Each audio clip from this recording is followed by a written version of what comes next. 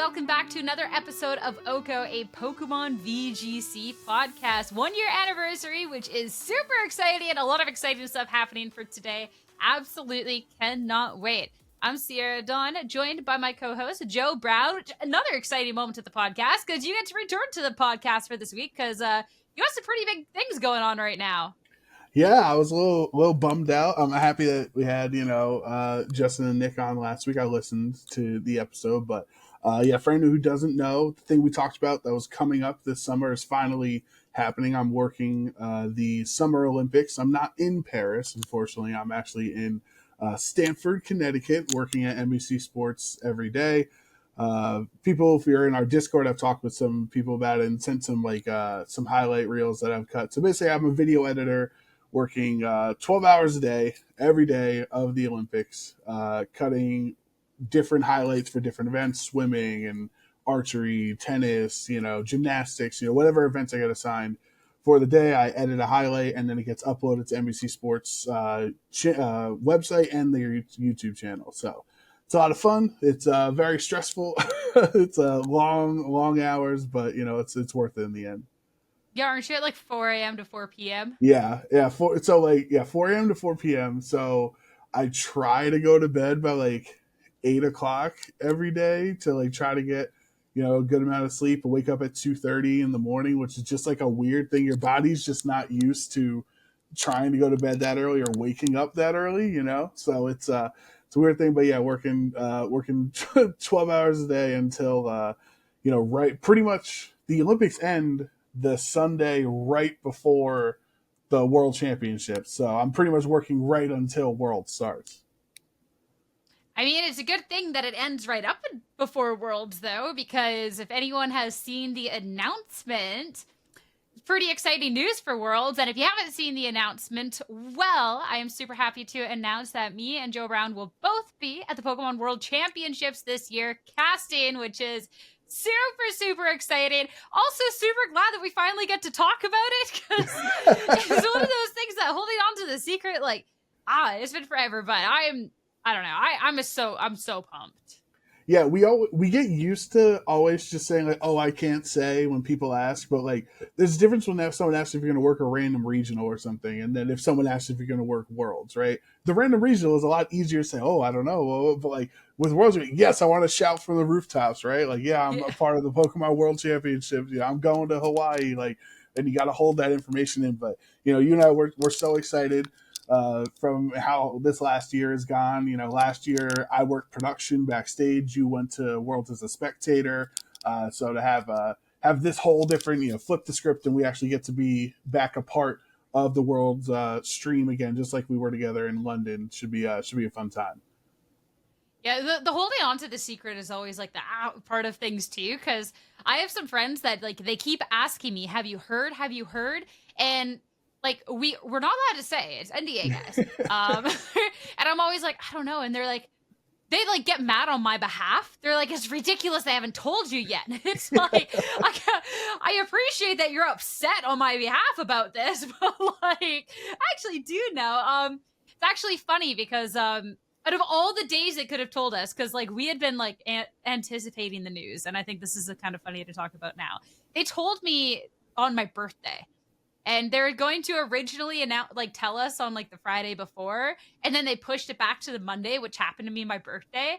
And I'm just sitting there oh my God, if they're really about to not invite me to Worlds on my birthday, oh my God. I was an anxious wreck, just sitting there oh my God, especially too talking about us not being at the World Championships last year, at least not on the casting stage. We have a really big talented team, so someone does have to get left out. It's the way it is, but I was heartbroken.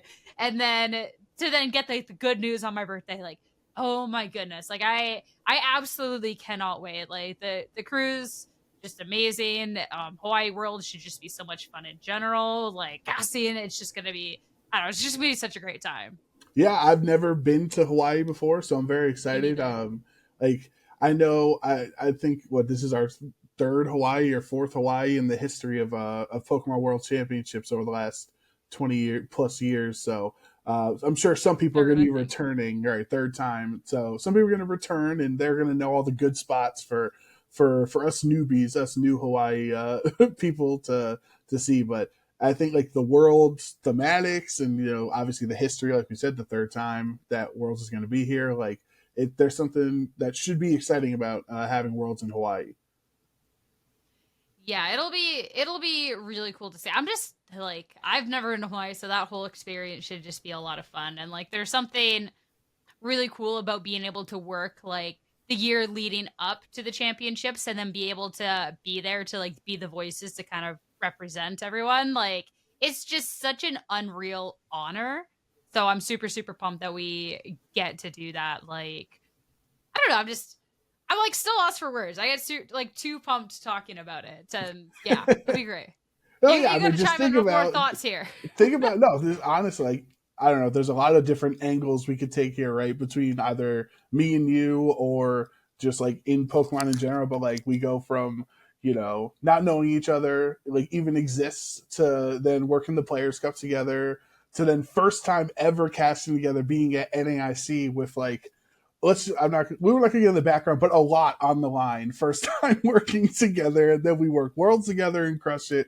Start the podcast and everything, like just to see how our commentary careers have like kind of intertwined when they were never. I feel like there's some alternate timeline where we were never even supposed to be. We were just parallel lines, and like now our Pokemon commentary like is growing together. It's exciting. Yeah, though it is parallel lines for Worlds, and I know some people might listening, it might be a little bit sad by this one, but we're not casting together for Worlds. But we're both going to be there, which is the most important part. And I think we get to cast together the one day, at least for one round, to Yeah, really, we got to give the OHKO fans yeah, one match together, yeah, even if it's a quick 2-0, exactly. you know? Exactly. Whoa, you already just know. You're just like whoever's gonna be playing when we get to cast. I'm sorry, it's already destined to be a quick 2-0, but Yeah. nah, it's it'd be like that. But like we got to cast LAFC finals together. Like we get to be at the World Championships. Like that is absolutely okay. That's okay. I always get like we're getting really close to Worlds at this point. Like I Yeah. actually cannot believe how close. Like how are you feeling on like prep wise of stuff? Like in 2 weeks is like the Hawaii go time. It's crazy. I'm gonna be completely honest with you, Sierra. I'm just so out of the loop on everything Pokemon right now because I'm so preoccupied with the With Olympics the that like Olympics. I see I talk to friends and stuff, and I'm like, oh yeah, I remember. Or I look at Twitter. Oh, that's my Pokemon friends. Oh yeah, that's right. Worlds is coming up, but like, uh, the closer I get to the end goal, I'm hoping to maybe get some practice in on those couple of days between the ending of the Olympics and before we fly to Hawaii. And I was trying to look at the Victory Road tournaments that they've been holding that have been on, like, not only is it for people qualified for Worlds and wanting to play, but also they're doing that same Swiss system that we have at Worlds this year. So they're trying to give people practice in that and trying to see those results from those tournaments. I'm trying to stay up on the meta, but sometimes it's just too much when the US women's rugby team wins their first ever bronze medal in like a walk off moment. It's just I can't focus on Pokemon. I got to focus on other things. That's fair. I mean, that also does kind of like circle back to like Pokemon out of any like esport out there where a lot of the talent team do have like other jobs that they preoccupy themselves with. Like we're both in the position where we're like freelance with our jobs, but obviously like there is then other titles we're picking up, right? So like I just finished my last day of Valorant up until the World Championships today, so I don't have anything until way later down the lines now, which is nice because then I get to fully focus. I've been working on things on and off. I've gotten to get some casting practice in and stuff, so I feel pretty like good about things. But now is like the full like I just finished the finals. M80, they're dominating. They're going to Ascension. They're probably making it to Americas. Now the whole next 2 weeks is only just Pokemon, and like I need to find a team that I actually want to play too. I put out a post on my Twitter like asking for Reg G teams to play, but like that's the part that I need to get a little bit more practice with. So I feel pretty okay about like other stuff, but That's the biggest one, but Well, there is one Reg G team that you can play. We just got to borrow some shinies oh, from I the forgot to Discord. make it. I forgot to make it. I knew I was. In my defense, I was busy with work. I was You busy got with the time Valor. now. You got the time now. That's true. As soon as the podcast is done, well, like I'm editing the episode and stuff, I can try and get the team together. But you're right on that one. You're right. There is the OHKO team, which hopefully, unless Sierra has slacked too much, played too much Catan, or just kind of forgot about it, hopefully the rental should be up by the time that this podcast is up. So my bad on that one, but that is okay. I wish like for like the Worlds announcement, we could have done like questions from the OHKO community about Worlds and stuff, but unfortunately, we can't quite to do that because it's not announced yet. But there is stuff that I wanted to talk about with the questions with the other big part of news that we have, which is the podcast 1 year anniversary. Yeah, it's or the podversary, as I've been calling it, trying to shorthand it. Podversary. But yeah, I think our first official episode, I think it went up August 2nd or August 3rd or something like that. Like the first ever OHKO episode, which is obviously this week. Yes, Thursdays. It falls on a different date this year than last year, but. I don't know. I don't know how you feel about it. We've been doing it for a year straight. It kind of just feels like, obviously, it's an additional part of our job to like make sure we're always free a couple hours a week to have this weekly content for everybody. Like, I like the routine of every week having this and talking to regional winners when they come on after winning a regional and talking Pokemon news. Like, it gets me excited when things get revealed that like, okay, well, next week we can talk about it too. So like, I'm really happy that we started this podcast and we've stayed consistent with that. I think it was because last week with Justin and Nick was episode 46. So that would be 46 episodes in 52 weeks, considering the world's hiatus because we were stuck in Japan and the LAIC where we had to miss a week and just like random sicknesses here and there. That's pretty damn good. 46 out of the 52 weeks for our first ever year on the podcast. We were pretty consistent. Yeah, it's obviously a big commitment when you're like, oh yeah, I'm signing up to just like yap for an hour and a half every single week for the rest of who knows how long. So to see that it has stayed consistent throughout it, I think has been super, super cool. It's also really cool to see like how it's grown with everything too. Like being able to show up to events and like I was a content creator before I started casting, right? So going to an event and somebody coming up to me and just being like, oh, I watch your YouTube videos. Oh, I've watched your Twitch. Wasn't necessarily like something that was unheard of.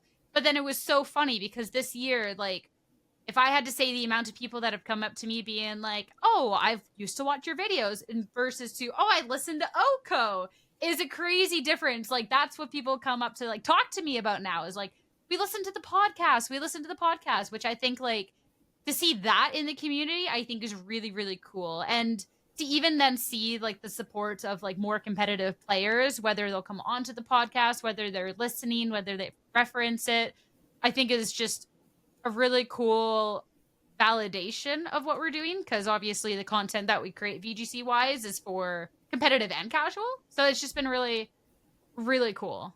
Yeah, I think we definitely owe a big, debt of gratitude to the special guests that we've been able to have on, starting from Jake being the first ever guest to all the regional champions and other content creators and people in general that we've had on because, it took for them to come on when the podcast was still like fledgling, right? And not really established and being interested in talking with us and it kind of establishing us as a cool thing, like, oh, you win a regional, and like you see the comments of like, can't wait to see Chuppa on OHKO or can't wait to see Patrick on OHKO, right? Like it becomes a thing. So like all our guests throughout this first year, like really establishing that like, OHKO is a legitimate Pokemon podcast. You can go on, talk about Pokemon, talk with your audience and things like that. Like I think that's really cool that I love talking to you as much as I can, Sierra. But if we just yapped at each other by ourselves about the same Pokemon in Raging Bolt or Raging Bolt or Shifu in Incin Rillaboom cores by ourselves for 2 hours every week, I don't think we could have lasted as well. So it's been really nice having the guests spicing things up as well. 100%. And I think the one thing that I wanted to bring up before we got into questions and stuff for the 1 year anniversary is a couple of times throughout the podcast, we have talked about the name of the podcast and who is the one to credit for the name, how this all came to be. So I decided to go back and find the original messages between you and me and Jake, because the lore out there, this was a project that we originally envisioned with Jake as well, and then availability, like, it's already sometimes difficult enough between, like, our freelance stuff to get coordinated, like, let alone the three, especially with Jake having a more traditional job. So, looking back at our coolest team builders chat, which used to be coolest podcasters, Yes. we go back to Joe Brown. All good stories start with the beginning, so we need a name. And I said, I was thinking of a couple, and One Hit KO stood out to me, especially since it could be shortened to, like, One Hit KO, so, like, 1HKO. And then you're like, yeah, we are the Fisher Nora combo for you and Jake. And then we were kind of, like, talking about that, and so I was like, 1HKO. And then you're like, it's not a 1, it's an O, though. I remember how fixated you were on this unit of measurement 1HKO, and it made me so bad. I'm like, no, it's OHKO. I didn't. No, I'm looking back on this, and I'm not saying in messages. I'm saying seeing you type 1HKO in my head.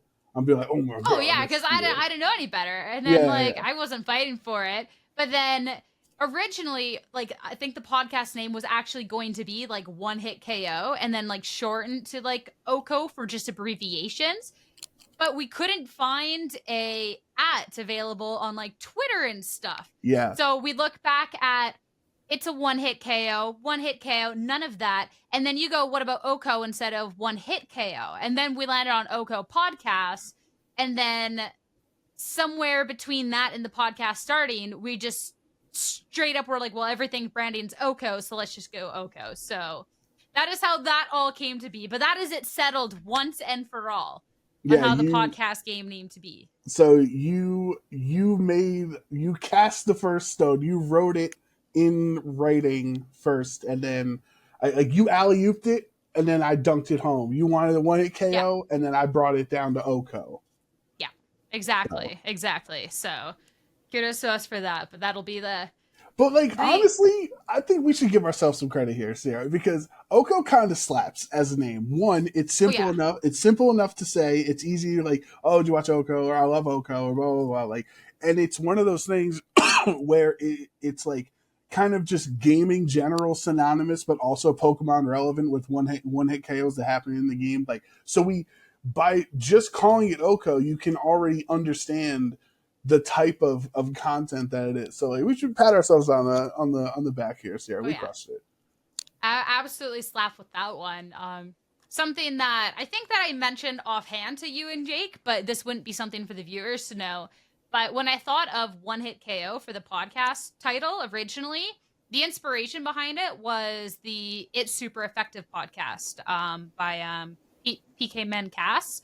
A good friend, awesome person. And I used to listen to the podcast all the time. And then I was just like, I love that you instantly know what it's about. Right, you totally understand involved. Immediately. Yeah.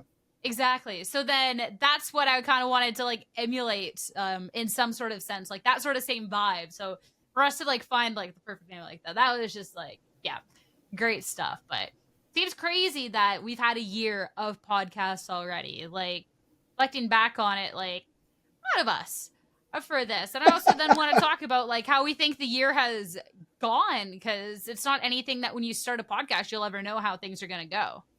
No, for sure. I think it's, I don't even know how to say this. The podcast is definitely, not that I wasn't locked in before, because it's my job and my career and everything, and Pokemon, that's what we do. It's what we live, eat, live, breathe, sleep, whatever the phrase Pokemon, like, Great job. Great yeah, whatever the words. phrase is, you know what I mean. Should talk But for a living. yeah, but OHKO has made me more locked in week to week instead of event to event where I used to be, where like I was working an event or watching a stream or watching a regional or something. Like now there are regionals that you and I aren't even working that I'm super locked into so that I can have all the conversations ready for OHKO the next week, or like European regionals and special events that I wouldn't be watching as often because of the time difference and stuff that I'm locked into so I can be on top of the discussions and conversations and stuff. So I think the podcast not only has helped us, with our own, branding and growing as a pod and everything, talking every week, but I think it's also made me more invested in VGC than I already was. So I think it's awesome. And I think, too, that's something that people could relate to, not on the same sense of like having to work an event to event, but obviously people are busy with like their own lives and stuff, right? Not everyone can watch every event. Not everyone can always be tuned into exactly what's happening.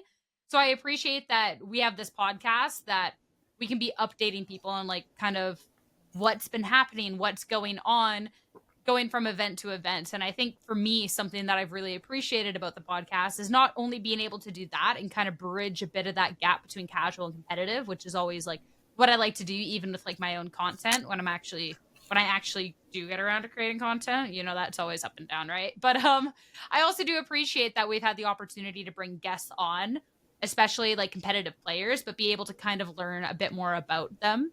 And it's something too that haven't had the opportunity to interview like for Pokemon for a bit, but it's something that's made me kind of reconsider the approach a little bit in terms of like having more fun, but still being better at like helping tell the stories and stuff. Cause I think that's a really important part to the broadcast. So I like that we get a little bit more information now, but I also feel like it's helping me become a better storyteller for when we get there.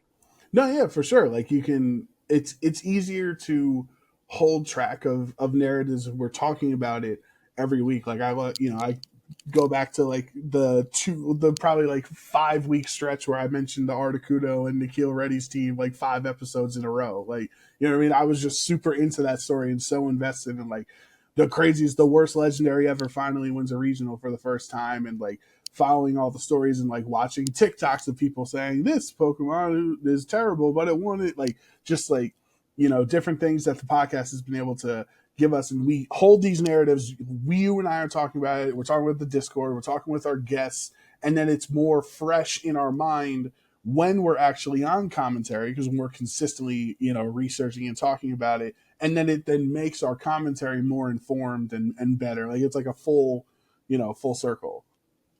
And something that I want to mention too, which has been a really, really cool byproduct of the podcast, is being able to see like the Discord and the community, like everyone kind of coming together and being able to help each other, like talk through Pokemon, team build together, like the BBQs, trading, even just chatting and memes. It's just, I don't know. I feel like we have a really cool The memes community. are off the charts every day. Every day. A road to 1,000 memes, by the way, is on Daily Meme 278. Like, I just like, it's crazy dedication, by the way. But I love that everyone's always so kind and willing to like help each other out. Everyone's always so welcoming, even in like my own Discord, like for my own content. One of my friends who's also a mod was recently asking if anyone had like Iron Boulder and Iron something else trades that like someone could touch trade them with, and we couldn't. And I was like, seriously, like join the OHKO server. Like everyone in there is absolutely so nice.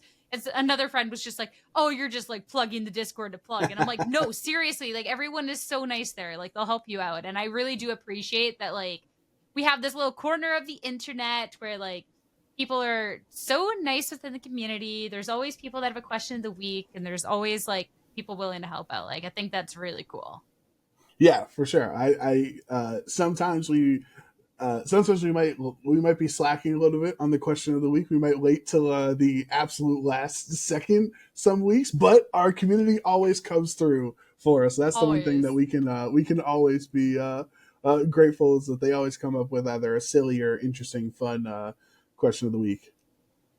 Which I think that's a perfect little segue into what we're going to do for majority of this episode being a more celebratory episode, of course, of the podcast 1 year anniversary, go back and just like tangent side story based off of questions that y'all have popped in the Discord. So looking back at this first one's coming out from Aaron, or Aaron, sorry, whichever way it is, asking, what is the most important lesson that you've learned in the first year of the podcast? And then follow up, what's your favorite episode? Ooh. Yeah. Those are two good questions. I think I'll go first on the first question of the most important thing, and I truly think it's the consistency. Like, obviously, YouTube kind of has an algorithm that the longer people watch videos, the more they're recommended, or blah blah blah. And so the fact that we do ramble for an hour and a half to 2 hours probably does help us because the retention rate is staying there. But I think even if we don't like cut it off at you couldn't be more than 49 minutes every week, but we still uploaded every single week, I think we would still have good retention. And I noticed that like there was a good, we don't have a set where like when we upload this we need to have 1,000 views or whatever. But when we first started, like I think our first episode had like 500 views, and we were just going crazy, like that's the coolest thing ever. And then slowly but surely, like, okay, well now we're averaging like 600 views and 700 views, like, oh, can we average 1,000 views? And I think there was like a 2.5 month stretch where we had like 8 or 9 or 10 consecutive episodes that made it over 1,000 views in the first week. And like at that point, it was like, well, we're uploading every week. We're talking for an hour and a half to 2 hours. We're consistently talking about the same topic. So you're getting your audience to grow with you or whatever. Like, if we were not uploading weekly, like we would have way worse numbers right now on like retaining audiences, and also people clicking on getting it on their YouTube suggestions or whatever. So that would be my big takeaway, was that the fact that we were consistently uploading. Like, sure, maybe we could have uploaded other videos so that people didn't only get notifications once a week. Maybe we could upload whatever, but at least since we were getting once a week, we were staying in people's notifications. Fair. I think for me, going back to like biggest lesson is to try and have a clear idea and kind of map out a little run of show going into an episode. I used to a lot more at the beginning and then kind of fell off of that a bit. But I felt like when there wasn't some sort of idea, that we would kind of get tangenty and like get off track in a way that I felt wasn't necessarily the most cohesive. And like for today's episode, for example, like we said beforehand, like, oh yeah, we'll talk about worlds, then we'll take questions. But there wasn't really like a run of show to be following other than that, because there wasn't really a need to. This was meant to be side tangenting and answering questions, right? But like I know for the episode that I did last week with Nick and Justin, that I actually did write out like a run of show. Like, this is when we're going to talk about this. This is when we're going to talk about this. This is when we talk about this. And if we side tangent based off of answers, then that's more than fine. But this way we don't kind of bounce around at a point that's just kind of messy or doesn't seem very like cohesive. And that's something too that there's a couple of episodes that I definitely look back on and I think like, oh, I could have serviced the guests so much better had I written out just kind of a little bit more detailed run of show to be following, or we had like chatted a little bit more beforehand. So that's kind of like my biggest lesson within it. And even just like a lesson that I learned from the last couple of weeks, which I didn't even get to talk to you about yet because you've been gone, was like having a more consistent way to be introducing guests to the podcast. Cause I felt like how we introduced Scott, I feel like it didn't really do him justice. And I thought a lot about that. Like I felt really, really bad. I don't even know if it was anything people noticed, but I was just like, I don't like how I started this. I don't like how I introduced him. Like I feel like I could have done a lot more justice for him. So then next week with Nick and Tang, we did little icebreakers. What's your least favorite Pokemon? What's your favorite moment competing? Two little questions, get them comfortable, then we head into the podcast. And that I think was a very recent lesson that I've learned that I already kind of really kind of want to change going forward. So those are kind of like my two biggest takeaways. Not to mention all like the little lessons, like make sure you actually check your audio beforehand, like all of that like typical stuff, right? And well, the other big thing, the other lesson was it was every week, but it was every Thursday at noon. Like people, it became a part of their weekly schedule. Like, oh, I'm driving to wherever every Thursday at noon, so I'm excited that I always can listen to the podcast while driving. Or I'm like, I think we've seen comments like, "Oh, I always listen while I'm cutting the lawn or mowing the lawn or whatever." I Like, would just reset, so yeah. yeah, so like the fact that we are able to consistently like be accounted for within our community, like they know every Thursday at noon is the new episode, which like I think we accidentally stumbled into a good system there because our original plan wasn't for that. The original plan of Thursdays was because, well, people fly on Fridays for regionals, right? So they might listen if we upload on Thursday, they might download it on Friday if they see it and listen while they're traveling to a regional. But we went from like, oh, they can listen to us while they travel to a regional to they can consistently listen to us at the same time every week. And like people, if it's at 12:05 in the Discord and what's our turtle's name? I forget his name. That does the Carl. If our right the automated Carl, yeah, yes. if Carl doesn't post the podcast on YouTube, like people start saying like where's the pod? No. Stop. Right now. Just announced as of 4 minutes ago, Cerebi tweeted out, Scarlet and Violet ranked battle regulation H rule set has been officially revealed. No way. Doesn't allow for use of any legendary or paradox Pokemon. Wait, what? Okay, so this is the first time. We always got screwed with information, Sierra, by Dude, for recording. the podcast 1 year anniversary, they dropped the news during the podcast. So they dropped we're casting worlds during the podcast instead of, right after we record. And then they drop this as we're literally recording right now. This is thank you, Pikachu. Thank you for the present. All right, okay. So we're going to take a pause on answering some questions. And we have 3 topics for today's podcast. We have worlds, we got the 1 year anniversary, and we have regulation H. Okay, no legendary, no paradox. Initial thoughts. Now, My Slitherwing! What I think they mean when they say legendary, I believe they mean box arts, right? Or the GS legendaries. Like I think Suicune and them, which like the sub legendary category, unless we can get some more clarification off of that, because the 2015, 2018, right? The years that where legendaries like Lugia and Kyogre aren't legal, but Landorus and Latios and them are legal. So you're probably just going to go back to Landorus and Urshifu and other sub-legendaries being really strong, unless they're also banned, which I don't know why they would be, because they haven't been banned before. So they're saying, originally, this is coming from Cerebi, that legendary does actually include the non-box art legendaries. So it would be banning out like because I mean that's a giant difference because they are categorized. That is a giant difference. Yeah, so apparently those are banned. So that is as of right now, that is what they're saying. As well, checking out on Cerebi, the website themselves, this regulation. So regulation H will run September through January 5th, and that will be no paradox, no legendaries. And then regulation G is going to run again from January 6th to April 30th.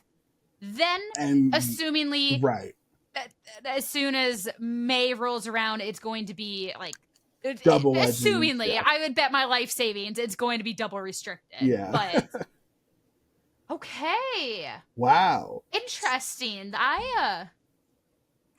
So obviously you first think of regulation A, which was the most underserved regulation we've ever had because it was literally only 1 month competitively because we only had San Diego and then Orlando changed over to regulation B. So, and B started with the paradoxes, C brought the ruinous Pokemon in. So this is kind of, for the most part, uncharted territory in Scarlet and Violet because the paradoxes and ruinous mons and sub-legendaries have been legal for like 85% of the game's history, that we're now going to go back to like Scarf Meowscarada being good, and maybe Garganacl comes back, and what, how do those old strategies, how does Glamora deal with Blood Moon Ursaluna and Ogerpon Hearthflame that wasn't there in Regulation Evo? How is Murkrow into Ogerpon Cornerstone, right? No, my biggest question is what Pokemon are going to be enabled that could never get a foothold because Fluttermane. Fluttermane, I think, was like the biggest like restrictor of like good Pokemon. I think the next best fairy type, if you're looking at it like objectively, is probably like the Iron Valiant, which is then also not bad. So it now goes down to like Sylveon or whatnot, which isn't necessarily the greatest. So like, what Pokemon are then going to be absolutely just popping off now? Like, okay. Well, I have an answer for you. I'm not trying to dox Gabby, our good friend of the show, but she literally did just DM me all caps. Armarouge and Indeedee is back, literally right now. Apparently, so shout outs to Gabby, because Armarouge and Indeedee, that one of their problems was Fluttermane. Oh right? my gosh, you're going to be so obnoxious. Oh no. Let's go, Gabby. We're back. What's fun to note, though it could be a mistake considering that currently Weavile is on the banned Pokemon list and Weavile is not a Paradox or a Legendary. So the Legends of Ruin aren't on the banned Mons list as of right now, but realistically probably would be added to the list. I mean, they that have might just be a mistake for now. Yeah. Like if they don't take those away, that'd be absolutely insane. But all right, I'm trying to think. Man, I'm so sad I won't be able to play Slitherwing. That's probably like for my benefit, right? Oh my gosh, I'm probably because Sun was good because of all the paradoxes. Wow, I don't know what to think. I don't know what to expect. Could you imagine if there was like, okay, everything's banned except Slitherwing, and then it still just had no appearances anywhere? Shut up. You're really going to say this to me on the podcast 1 year anniversary? I'm sorry. Really? I'm sorry to bring down the podversary like this. Yeah, like, what are you talking about? I think Ogerpon's... No. Ogerpon... Is it a sub-legendary or is it just a random Pokemon? Does it count? Oh. Because Blood Moon Ursaluna is on the photo. But Blood Moon Ursaluna, I don't think is a legendary, whereas Ogerpon, I kind of thought it was. As of right now, Ogerpon is on the list. Well, you can only catch one. You can only catch one Blood Moon Ursaluna, right? Like, it can't be bred, just like legendaries. But I think that's just a silly. I don't think that's not allowed. Whereas Ogerpon, I do think that is not allowed, which I think is good. I think Ogerpon might be too counts as a sub-legendary, So I think Ogerpon would be too strong. It does ruin my initial thought of I'm just gonna run Hearthflame Ogerpon and Torkoal and just absolutely bop everything. But it really is funny seeing Weavile on the banned list. It's really funny. It's really funny. You have all these big bad legendaries and Weavile. Oh no, the triple axle was too much. They had to get rid of it. I'm trying to even remember like the old days of that's what I'm saying. Like there wasn't a lot of time in Regulation A, and also think about how much better players are now with terastalizing from where they were 2 years ago in San Diego, right? Like people probably everybody, half their team was Terra Grass or whatever, and you probably say that like half the teams aren't still Terra Grass. No. I know, but I'm saying like you probably terasticize the same Pokemon in like 85 or 90% of your games. Where now I would say most teams you probably spin between at least 3 of your 6 Pokemon on who your Terra is, unless it's like Miraidon, obviously, right? But like I think people have gotten so much better at terastalizing that even if you look back at old Regulation team cores and whatever, I think it's still going to be very different than what it used to be. I think looking at this, I'm still kind of like scrolling through and collecting my thoughts. I'm trying to think of what Pokemon might see a really big resurgence. Offhand, I'm looking at something like Golden Go, because this is going to be a super, super strong Pokemon that still is like, it's not as common as it was, but I think that this should really spike going on things. I'm looking back at like even like Golden Go Pelipper stuff because that's just kind of a super strong combo. even thinking back to like something like Palafin fell off That's with right. Urshi Water coming into the format. Does Palafin come back now? Well, Like, the how Pokemon, crazy wonky do we get with this? I do love Armorers, but I do think Meowscarada is a big winner here because Fluttermane just existing and being faster and hitting it super effectively just made Meowscarada non-existent. So now it goes back to being one of the fastest threats in the metagame that can hit super hard with knockoff or sucker punch or its flower trick that always critically hits, right? So I think that's probably the big winner. And then, unfortunately, in the bad news of what probably comes back is your boys Dondozo Tatsugiri probably come back in a Yeah. big swing now. Oh yeah. Oh, 1,000%. Also, like, yeah, there's still the conversation about the ruins, but like stuff in like D-Night, if ruins aren't banned, something like Dragonite Chanpao is gonna just be like absolutely stupid. Do not wanna like that would just be like absolutely nuts. I'm kind of curious if we will see something like Garchomp make a reappearance in a big way. Because Garchomp was a Pokemon that kind of It was good like those first two regulations. yeah, we got to see some usage. There's a lot of like Talonflame Garchomp out there. Then obviously the second Fluttermane gets introduced.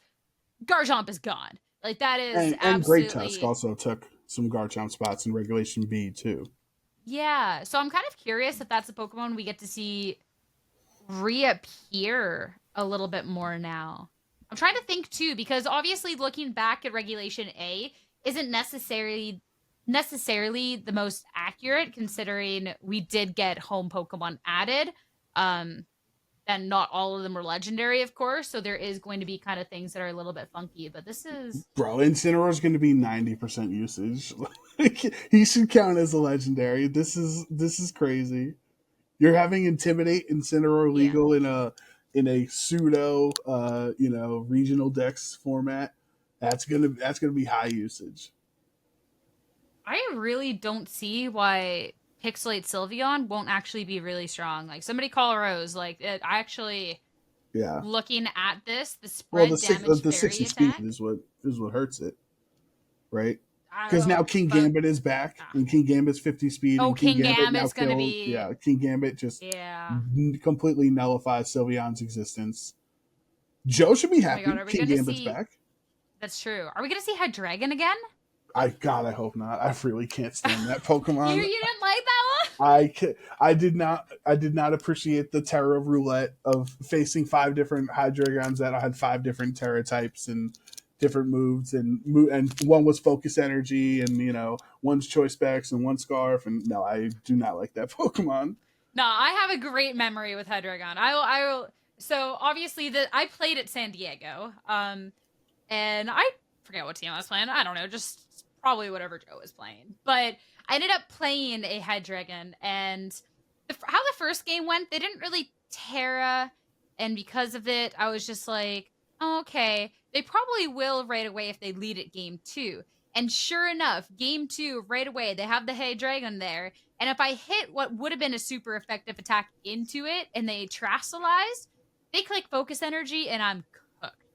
So I'm like, there is absolutely no way this man does not Terra first turn. So I'm going to hit, and it would have been Terra Fire. And I'm like, I'm going to hit a rock move into it, and it's going to perish the first turn around.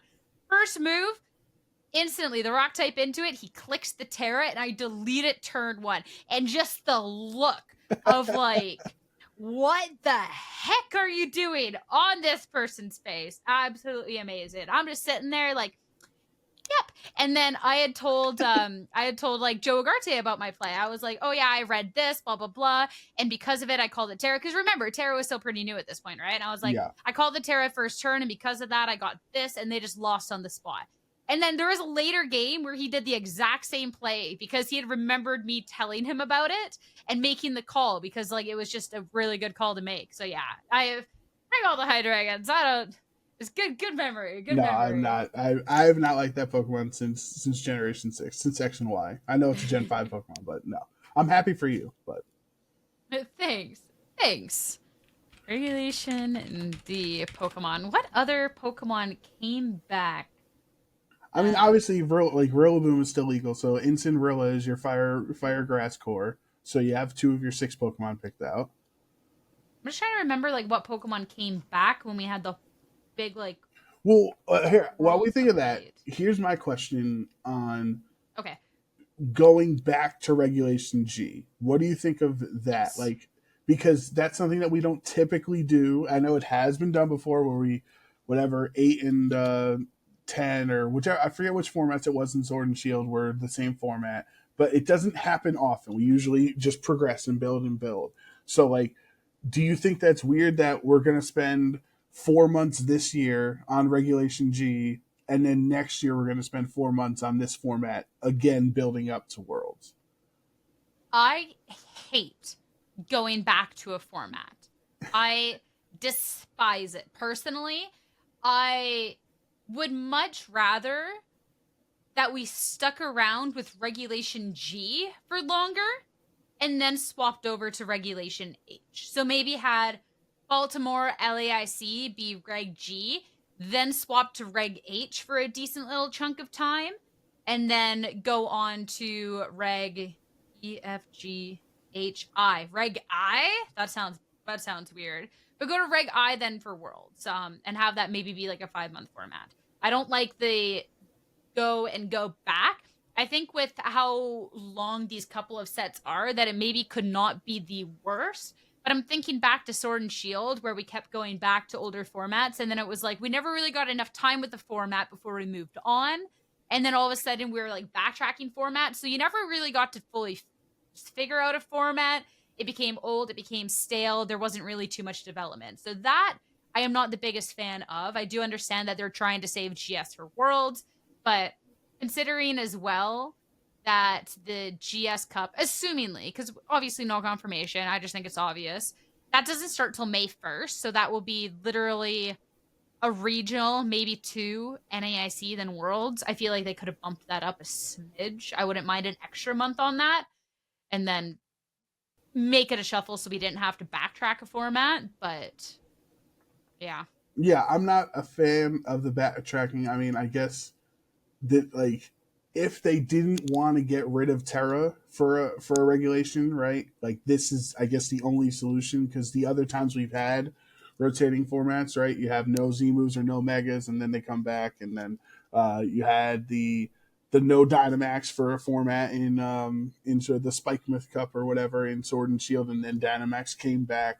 So I guess, like, they don't want Scarlet and Violet played without terastallizing, and maybe that's because it's so well received, or or they don't, for whatever reason, I guess doing a 3-month format with no Terra in it just like wasn't an option. So I guess their best alternative is to go back to this precursor format, which lets everyone start preparing for the double restricted. I do think it would have been a mistake to do a no Terra format. I think when we're looking back in Sword and Shield with the no Dynamax, I think it was a little bit different with just how Dynamax kind of ran. Whereas I think with the current format with the terastallization, that is such a better core part of the battle that has benefits and drawbacks. Dynamax was literally for 3 turns, my Pokemon gets double health, double like the amount of the power of its moves, and it's just like all of my Pokemon get a boost or yours get debuffs. Like, it was just so huge in the match. Yeah. Whereas terastallization, in comparison, yeah, it can heavily swing a match, but it's something that you maybe can regret the choice. I think it's incredibly balanced. Like, I actually think terastallization, when I'm looking back at all the past like little gimmicks, I think in terms of competitive, terastallization is actually one of the better balanced ones. This is obviously speaking as someone who didn't get to experience personally playing any formats before Sword and Shield, but I've definitely watched a lot of those matches, and I think with how balanced terastallization is, especially with this format, it would have been kind of dull to take it away. Like, I'd rather what they're doing and like no paradoxes and whatnot rather than take away the core mechanic. Yeah, I mean, but there will be a world one day that, unless it is an evergreen mechanic, we will go back to a world without terastallizing. So, oh yeah, of course.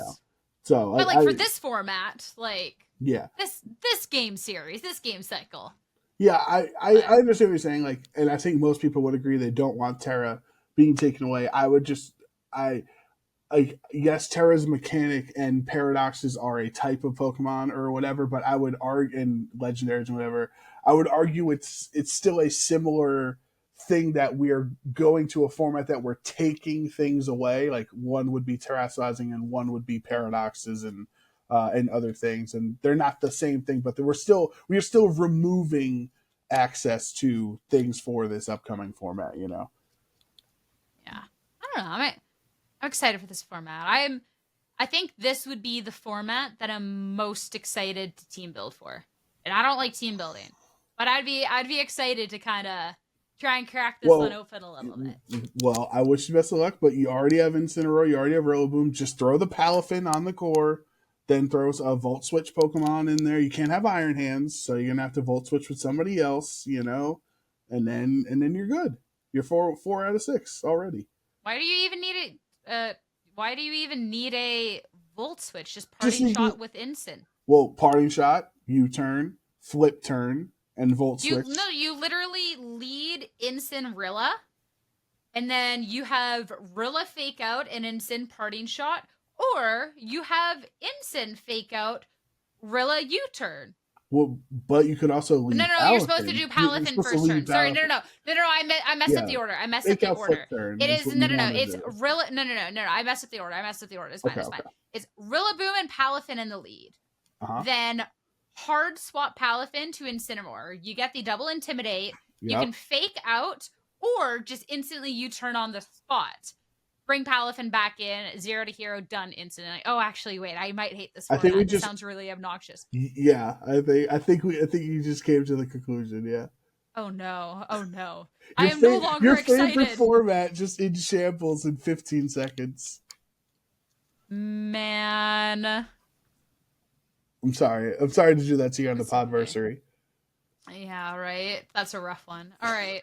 Any other thoughts about Reg F, or do we go back Uh to our regularly scheduled program? no, I mean Pokemon really throwing us a bone today, letting having the Man. world's announcement and the regulation announcement, you know, Right. before we record. Where for anyone who doesn't know, it's become a meme that we always record on a Tuesday or a Wednesday and release Thursday at noon, and then like Thursday at 2 p.m., Pokemon releases some bombshell announcement that we weren't able to talk about until the following week. So they're really helping us out this week.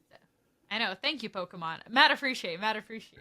And it means that we can save next week's episodes to still be in like a really big world's like lead in. So True, true. let's go. Let's go. All right. Back over to our questions. Back over to our regularly scheduled program. Next We question. didn't answer the second question of what was our favorite episode. By the way, we only There's a answered couple our of people that lesson. were kind of like asking similar questions, so let's save that one for a smidge, okay? Okay, Good deal, good deal. sure. Next question. And I'm kind of doing like podcast related ones, then I might go back into like caster kind of related ones. This one from Gab. What's your favorite thing about doing a podcast as casters as opposed to players?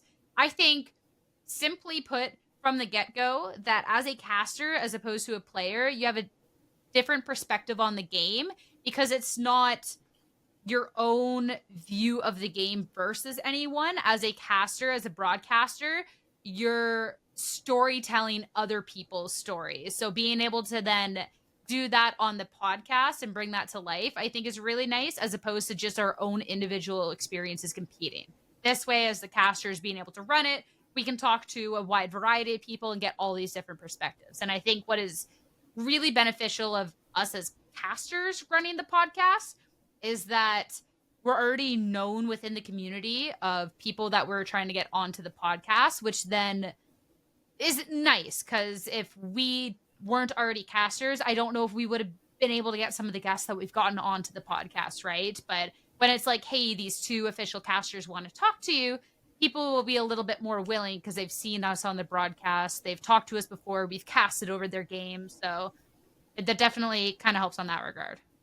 Yeah, I definitely agree with you. I think that's probably the answer is that the access to the players and the access to the stories and the top developments in the scene as commentators has been absolutely crucial for us. Like we've said many times, we've had a player win a regional and then they come on OHKO the next week. And I think we had I think it was like James Beck did it, Chuppa did it, Alex Underhill did it. Geo came on like a month after, so that doesn't care, but or count. James Evans did it. Toller did it, right? Like a Wolf won and then came on. Like, so it's because we were casters and quote unquote known commodities, whatever you want to say, like we were safe that like we're not some bozos that are gonna put you in awkward situations on a podcast and ruin your reputation. Like we're credible within the Pokemon community that we're not going to screw people over. And I think that was the biggest help for us being able to get guests to come on the show.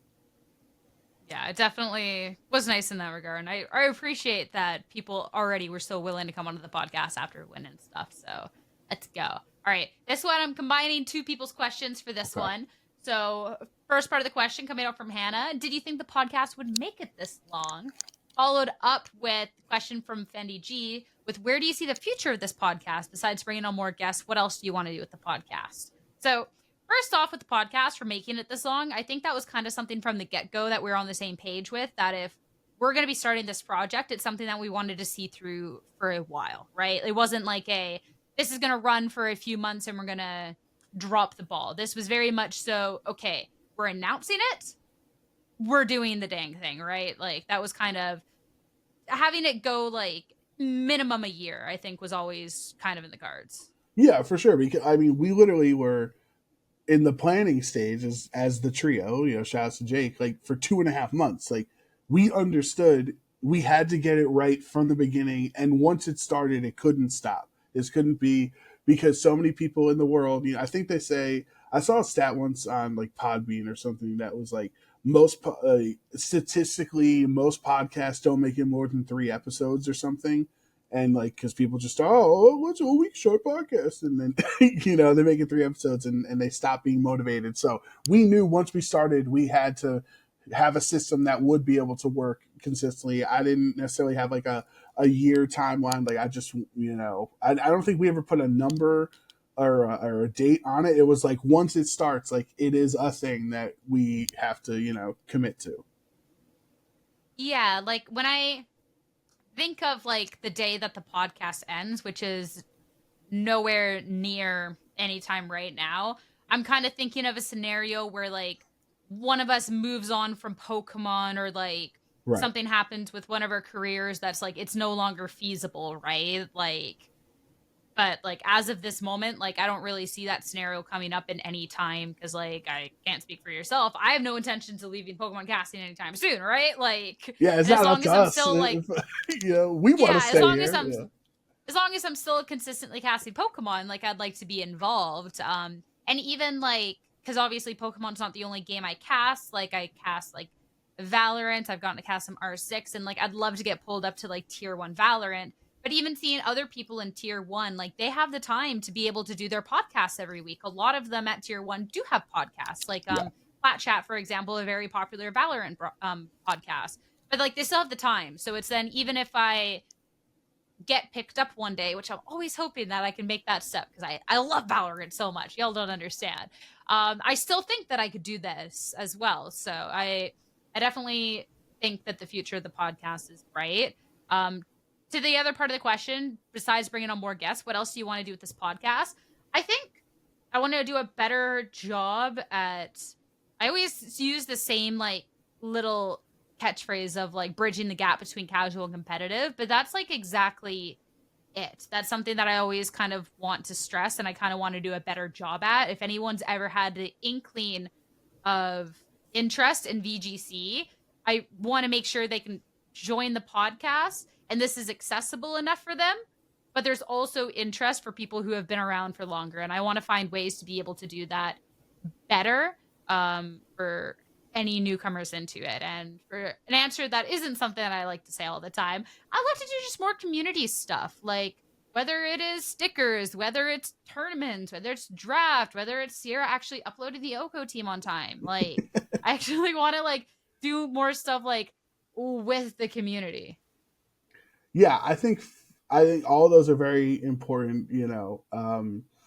For me, my biggest goal on what to move into year 2 on like actual tangible things we can control. Like, we can't control subscriber count or viewer count or anything like that, but things we can control. I do want to make more content, upload more content than just the weekly podcast. Like, I would like to make, maybe I was just spitballing, like, we play on battle stadiums together with an OHKO team, and like we go back and forth and like, arguing over what the best plays are, but like we make those battle stadium series, and we do other, I don't know, like a Nuzlocke race or just like other Pokemon related things. I'm just thinking off the top of my head here, like, so that OHKO can become more than just a weekly podcast. And yes, you still have the weekly podcast that you can every Thursday at noon, like, that, but like maybe on a Tuesday there's like a fun little Pokemon video with me and you in it, like something else, and the channel becomes more than just a podcast. That's what I want to try to focus on this year.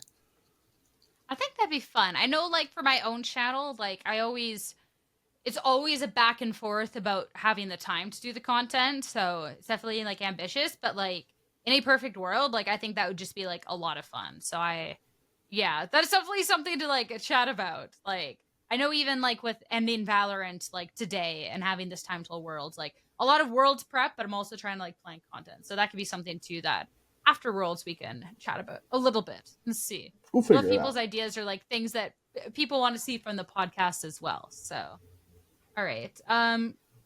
Then this next question from Moggy. What was the inspiration for the podcast? And then, like, what was the driving force? Also, will you ever experiment with the stream EP at this point? I'm assuming just like actually streaming the on, podcast live, yeah. On Switch. So with streaming the podcast live, I'll answer that part first. Personally, I'm not necessarily for it. I do think that it's nice to have the opportunity to edit things out if needed. We don't normally edit things out of the podcast. But like, little behind the scenes, like, look, if somebody's all of a sudden dropping a little too much language, maybe going on to a topic that as Pokemon casters we would not like to go into. Of course, our opinions are always our own, and if we bring a guest on, we do not reflect or endorse their opinions necessarily. But at the same time, if they're going a little too far off the rails at some point, or maybe bringing up as something that we do not feel comfortable with, it might be something that we do want to cut. So even like, for example, there was like 2 different discussion points that I had to cut out of the episode last week with Nick and Tang, which I think is really funny. So like things like that, right? Which you obviously don't have that control if it's live. I also really like our upload time of Thursday at noon for all the reasons that we mentioned earlier. I like that if people are traveling, especially because locals are going to be like big thing as well for regionals, all of that, that it is kind of the staple. If we all of a sudden get into live streaming, that's not necessarily so available anymore. So that's my personal opinion on how it goes. I'm not opposed to like additional streams for like other things that aren't necessarily the podcast, but for the actual podcast episodes themselves, I like having that little control over those things. Yeah, I'm totally with you. I think there are definitely podcasts that work well because they're live streamed and they can bounce off the audience and the chat and different things. But then, I think for our cases, we do have to be relatively structured with the podcast. And that's because, our lives are in a constant state of flux, of flux, right? So sometimes we're free Wednesday at 6, and then we actually have to move it to Wednesday at 9:30. Or like sometimes we're going to record on Tuesday and then something comes up, so let's record on Wednesday, right? Where if you have a weekly consistently streamed podcast, you really have no wiggle room whatsoever to get around that. And then also, people who have been on the podcast, we always give like a briefer to our guests on like, this is how the website we use works. This is, expect this to happen, blah, blah, blah. We test our audio every time, where if you were live, you wouldn't be able to, do that. Like, it just adds, like, I understand people that like the live aspect of podcasts, but from our perspective, it's not, the pros that are gained are not worth the potential cons that we would come into contact with. Yeah, 100%. And to answer the first part, the inspiration to roll with this, the driving force and stuff, I think the biggest thing for me was, first off, like I mentioned a little bit earlier, that It's Super Effective podcast is definitely an inspiration for like where I kind of wanted the podcast to end up in terms of it's not just for competitive people. And I think too, being able to see like there's not too many podcasts that exist or at least existed when we started. The only other one that really was consistent was Tub Takes. And it was definitely a little bit more for the competitive end, which I think is absolutely fantastic. But there wasn't really a podcast that was a little bit more for the casual end of things as well. So it kind of seemed like a good opportunity to be able to have something that was for both groups of people with the very unique perspective of coming into this as casters. So that was kind of like the driving force in between that. Like, oh, we can see that because that's for something that like is ingrained with us as casters is our audience isn't just competitive. We do have a casual audience. Like we need to make sure that this is something everyone understands. So it was kind of like, oh, we don't really have this content space for that sort of thing outside of the broadcast. Like, let's create it. Yeah, and I think for me on my end, like trying to grow my own personal brand, like I've always struggled with trying to be consistent with making content or streaming or other things, and this podcast kind of forces yourself to be consistent, right, every week. Um, but like growing on my audience size on as in if that's followers on Twitter or like just your general outreach, you know what I mean? Like those are things that I've needed to work on for years to try to get. It's kind of like a snowball effect in esports. Like if you can get higher numbers and then you meet more people and then those people know people that can get you into this type of work and stuff. So like it's always it's a grind that I still have to get better at. Just have to actually physically, start streaming more and start producing my own content and like sharing it more often and stuff like that. Hopefully I can do that post Worlds, but that was definitely the big motivator for me with the podcast was like to try to get my name bigger, not just within Pokemon, but just in the general, influence sphere, whatever. Space of things. Yeah.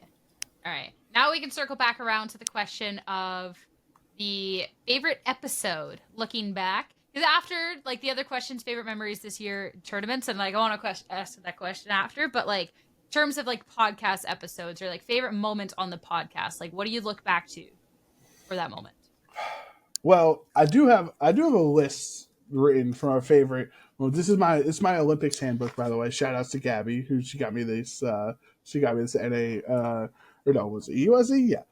So I have all my like Olympic notes and stuff from my edits. But I did write down my OHKO favorite moments. So I don't know if we want to go like in order or just general conversations. Like, are we starting with number one? Are we starting with the best moment? Or are you saving the best moment for last? How's this conversation going to work? I'll dealer's choice, honestly. All right. I think to me, there's two different things. Of best or favorite episode and favorite moment are two different things. I think Okay. so. If we do episode, I think it's impossible to have this conversation without talking about Wolf Glick coming on OHKO. I think that was one of the biggest things that we've had. Wolf is such a wonderful guy. Everyone that knows him knows he's super nice.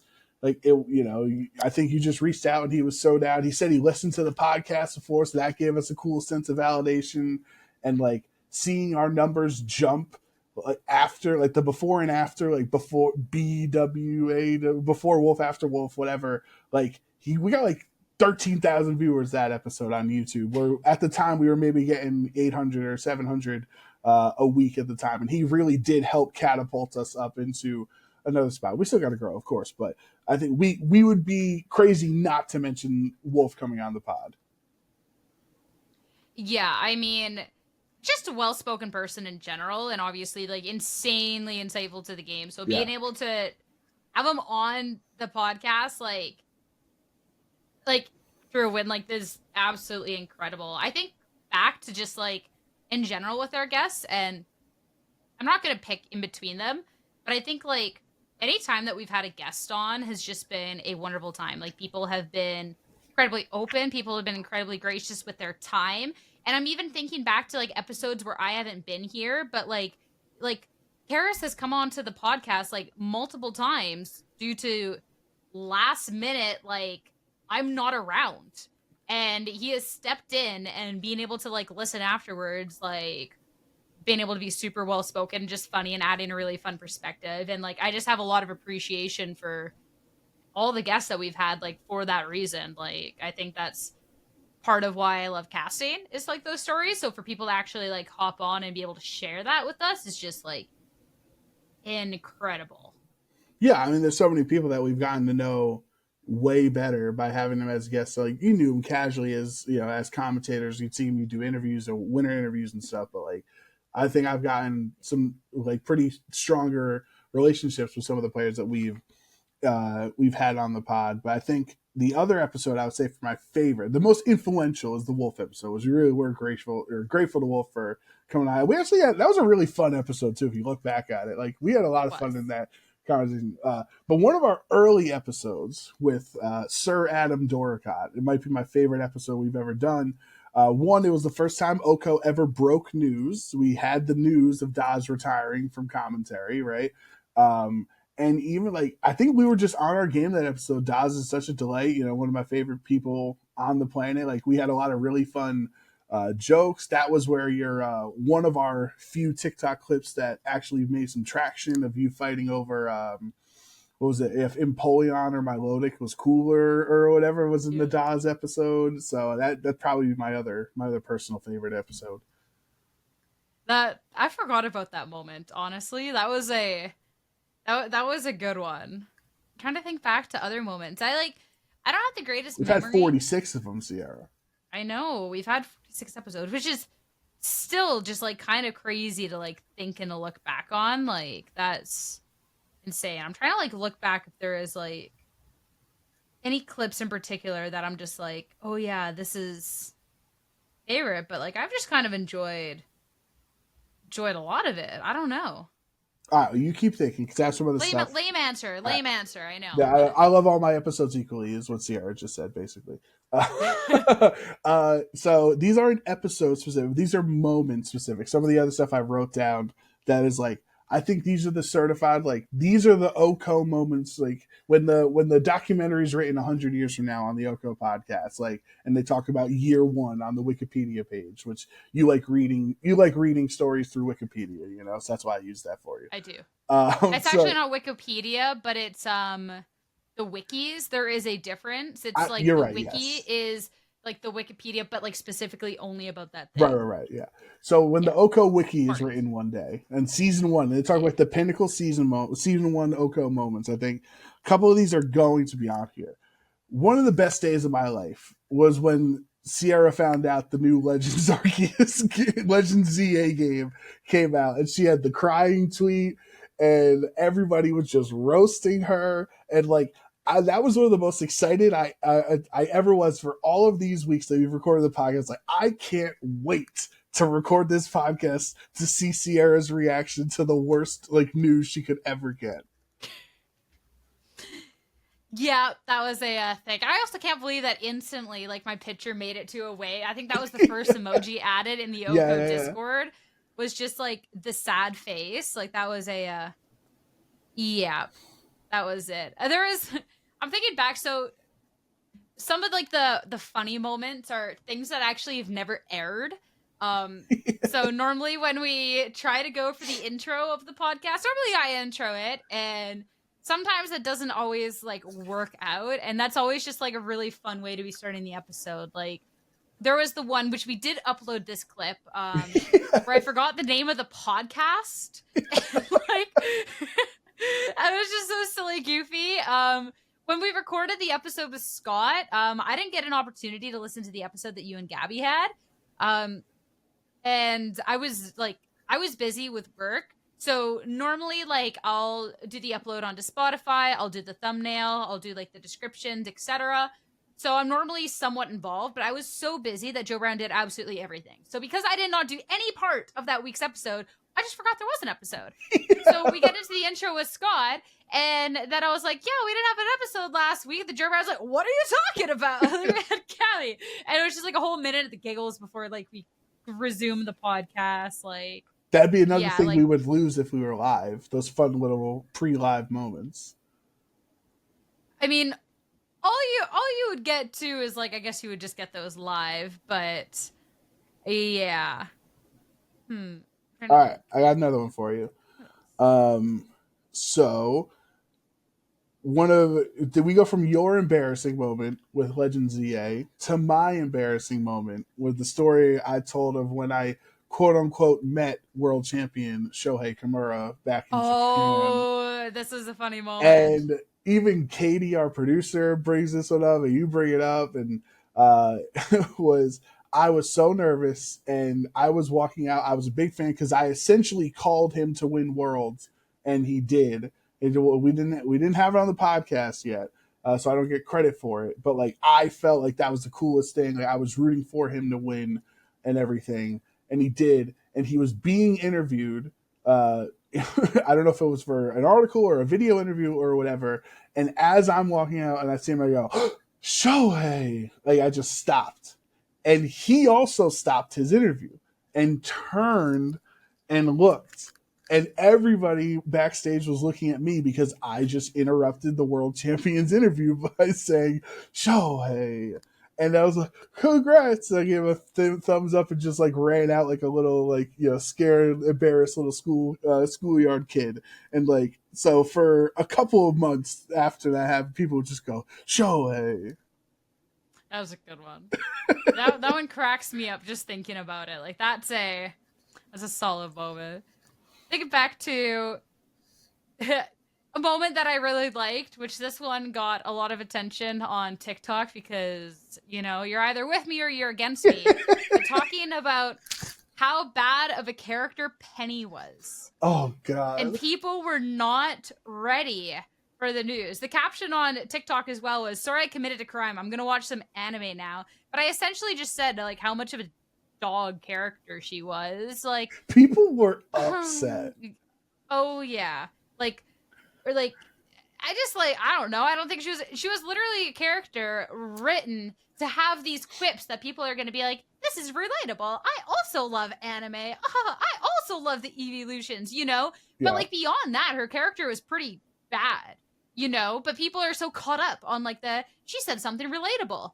Oh my God, Pokemon understands. They understand all we do is sit in our bed and watch Netflix. Like, oh my God, No, like, I was definitely on your side. I was pro anti Penny, Yeah, miss the entire point of her character challenge. Go extremely possible. What was the entire point of her character? Be extremely obnoxious. She broke and the law and gets away with it. Like, oh no, both of my parents love me and I still hate them, and I'm just gonna break the law and then complain when I get caught and have literally no consequences. Yeah. Yeah. We just opened up an old wound for you, Yeah, people were like, people are just like, you knew from who was commenting, who was like, I like Penny because she likes anime. Because they were like, you just missed the point of the character. Like, oh, but like, yeah. This one did make me laugh though. God forbid women have hobbies, because I was just like, all I do is commit crime and watch anime. I was like, okay, you got me there. But yeah. I think you explained. Penny be like, oh, my parents love me so much they call me cute pet names. Ugh, it's the worst. Like, yeah, I just. You explained it perfectly. Yeah. Like the crux of Sierra as a person is you're either in or you're out. Like with Sierra it's hate or love. I hate Pop-Tarts. I hate Penny. I hate that. I love Ted Lasso. I love this. I love Kalos. I hate Legends Arc. Like it's all. There's no wiggle room with Sierra. She's all on 100 to 0. And you got to be in or you're out with her. You know what you get. You know what you get. And I know it drives people's nuts. Like I know we have hate movies. We haven't met. Yeah, I know we've had some pretty good like debates and arguments over stuff because you're pretty stubborn as they come as well, But like, at least it's always straight up. Yeah, we're having honest Love conversations, Hate Armor Sarah-Ledge. Right, exactly. Hate Megas. It's just so wrong. It's embarrassing. this is where I'm going to start getting in trouble. This is where people start listening. And they're like, here's the moment. Here's I think the quintessential single funniest OHKO moment from the first year of the podcast, and it is very early on in the podcast. It's the first guest we ever had with our friend Jake Muller on, and this is the certified Canadian debacle. Do you remember this? I don't. When I was trying to hype you up and said you're so good you're so good at like speaking French that you're like certified Canadian or something as a French ambassador. And you were like, what are you talking about? And Jake was also like, that's not a thing. And I was like, no, Sierra told me she's like certified Canadian or something. And we have the clip on TikTok, and like you and Jake just start losing it at me, and I'm like, no, I know this is a thing. It turns out it was not a thing. I totally misunderstood the conversation I had with Sierra. But if you go back and watch that TikTok, like Sierra is literally crying on her face, like Jake is just having a like is fully red, like. So anyone who didn't see that episode, go back and watch Certified Canadian, because it is. I think that's the funniest moment we had all year. And if you're wondering what Joe Brown misunderstood, all I said is that I speak French. No, and that is somehow not. this went That is to not I am a it. French That is ambassador. not it. That is not it. Yeah. It was so more to clarify, as of graduating high school, because I had been in French schooling since 6th grade, I did my school from grade 6 to grade 12, majority in French. And because of that, when you graduate to get your diploma, to be certified like bilingual, like to a level that gets recognized by like higher ups, you got to take like a government test. So they government tested all of us on our French fluency before giving us our diplomas. And because I had graduated in English and in French, I got a high school diploma in English and in French to certify like I'm bilingual. If I wanted to work for the government, like I am bilingual, because Canadian French government, like English and French government, like if you want to work in a higher up place in Canada, you got to speak both.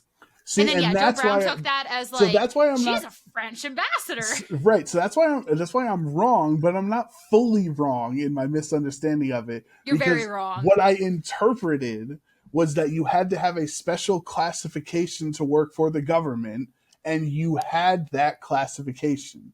So I was like, you are certified in if you wanted to work for the government because of your French skills, you were certified in it. No, but I still need you like are a an official skill. Canadian person. Like you're more Canadian than other people that just like, speak English, You still need a backup skill. It's also like not even just government, but for like a decent amount of jobs. So like, and like I could be corrected on this, but I'm pretty sure for like Air Canada for whatnot, like or like any sort of like travel sort of thing in Canada, have to be able to speak English and in French. Right. So for like air attendants that work on like an Air Canada line, you can't go on a flight within Canada if you don't also speak French, from my understanding. So yeah. All right. Yeah. Go back and watch the TikTok. It was hilarious.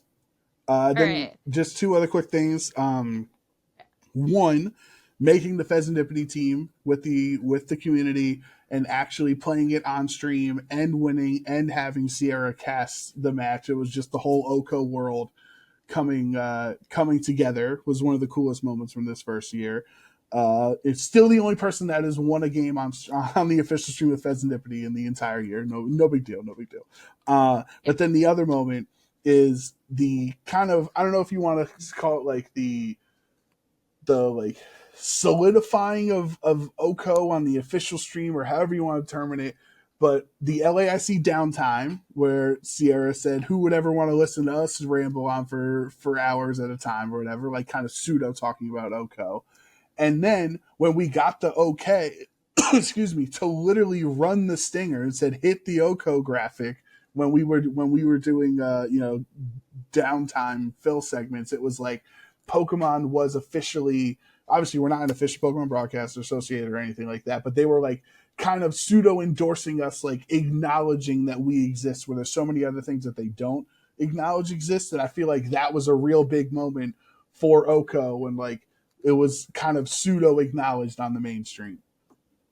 Yeah, especially too, like the moment of saying it at LASE, like a common saying for a decent amount of broadcasts is like, you can say anything once, right? Like realistically, like unless what you say is atrocious, like you're not gonna get canned the first time you say it. So at LASE, it was like I'm probably like, it's probably not the smartest to mention the podcast, but you can say anything once. So I'm gonna make this. That's not how the phrase is supposed to work. It's supposed to be more concerning. It's like, you can say anything once. Like you could like, oh, can I say the most atrocious offensive sentence I've ever thought of?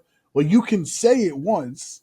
It's like, you're not going to be allowed to Oh, say it again. well, You're going to be what? fired. You know what I mean? Like, Well, no, but like in like the terms of like you're not gonna get in like major trouble the first time. Like yeah, it's been adopted in other ways. Like I'm not talking about the most atrocious. I'm talking about the I'm not it's gonna supposed get to be a fired the cautionary first time. thing. You know, that's all I'm Yeah, saying. but like yeah, but like the way it's been adopted is like I'm not gonna get fired the first time. I'm like, who's gonna want to listen to me and Joe Brown for hours? Like subtly mentioning the podcast, right? Like Yeah, I'm not getting fired for that.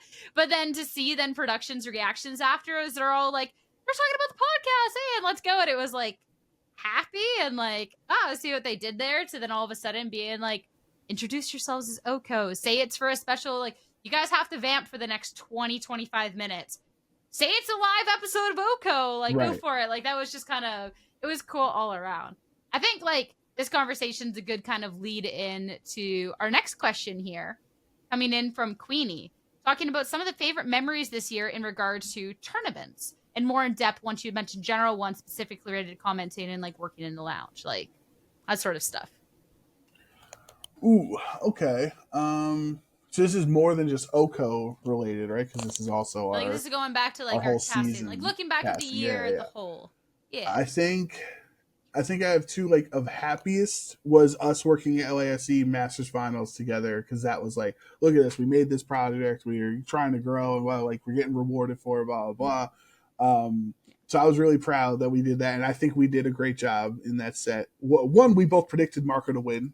Not going to hold it against Rose and Lou, but they did, they did predict Tiago. We got the call right. They saw Reggie Alecki, and they like. Yeah, they definitely just hard focused in, but no, just kidding there. But I thought we did a great job in that match, great job that weekend in general. But then the other, like, probably my proudest moment casting this year was probably the Portland finals, Alex Underhill's win. That was the first time I had worked with Len. Obviously, I've known Len for years. He's a great guy, but we had never done commentary together until that weekend, and we did the finals. And I really do think that he and I crushed it out of the park that weekend. We had the whole Thunderclap, Thunderbolt mind games with the Raging Bolt versus Glamora in the end game. Like, that was a great best of three that Alex Underhill and Chuppa put on. So that's probably my favorite moment from the year. I definitely like going back to LAIC. That's definitely overall like the finals. Just overall, like that was definitely like up there. I think too that was extra special because like for myself, I felt like the year before I really underperformed in terms of casting.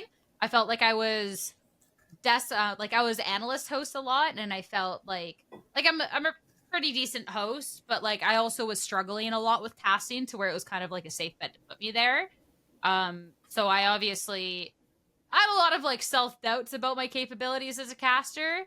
But then to go from that to being trusted with LAIC, and not only that, like trusted with the finals after having a year of struggling and being able to put in the work that I think that we did have a really good cast was just really nice. Like I think it was really cool to see our growth. I think it was really reflective of my own growth. And then from there to then be picked up to EUIC and be able to have another crack at the Masters Finals was nice. Like I felt like that Master Finals is a little bittersweet looking back at it because I unfortunately felt like I underperformed.